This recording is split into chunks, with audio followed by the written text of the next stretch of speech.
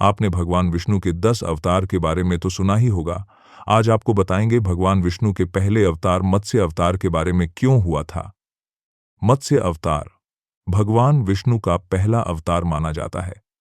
यह अवतार उन्होंने सत्ययुग में धारण किया था।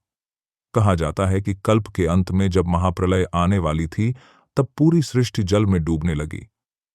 उस समय जीवन और वेदों को सुरक्षित रखने के लिए भगवान विष्णु ने मछली का रूप लिया।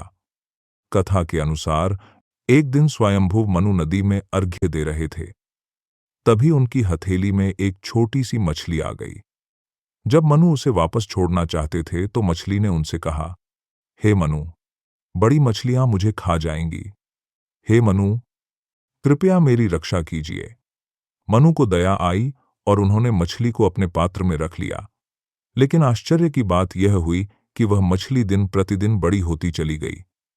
पहले पात्र छोटा पड़ा तो उसे तालाब में रखा गया, फिर झील, नदी और अंत में समुद्र में, परंतु मछली इतनी विशाल हो गई कि सब जगह उसके लिए छोटी पड़ गई। तब मनु को समझ आया कि यह कोई साधारण जीव नहीं है। तभी मछली ने अपना वास्तविक रूप प्रकट किया और भगवान विष्णु प्रकट हुए। उन्होंने मनु से कहा, शीघ्र ही भयंकर प्रलय आने वाली है। तुम एक सातशियों को, सभी जीव जंतुओं के जोड़े और हर प्रकार के बीज सुरक्षित रखो।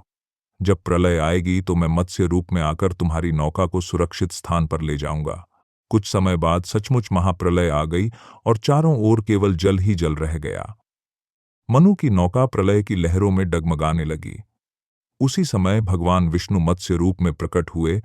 उनके विशाल शरीर और चमकते श्रृंग थे। मनु ने नागराज वासुकी की रस्सी से नौका को बांधकर भगवान मत्स्य के सींग से जोड़ दिया। इसके बाद भगवान ने उस नाव को लहरों के बीच सुरक्षित खींचा। इस दौरान हयग्रीव नामक दैत्य ने वेदों को चुरा लिया था, लेकिन भगवान मत्स्य ने उसका वध कर वेदों को पुनः सुरक्षित कर लिया। इस प्रकार वेदों, फशियों और जीव जंतुओं की रक्षा हुई और प्रलय के बाद नई सृष्टि का आरंभ हुआ। अगर आपको जानकारी अच्छी लगी तो इस वीडियो को लाइक और चैनल सब्सक्राइब जरूर करें और बताएं कि क्या हम और अवतार के बारे में भी वीडियो लेके आए क्या।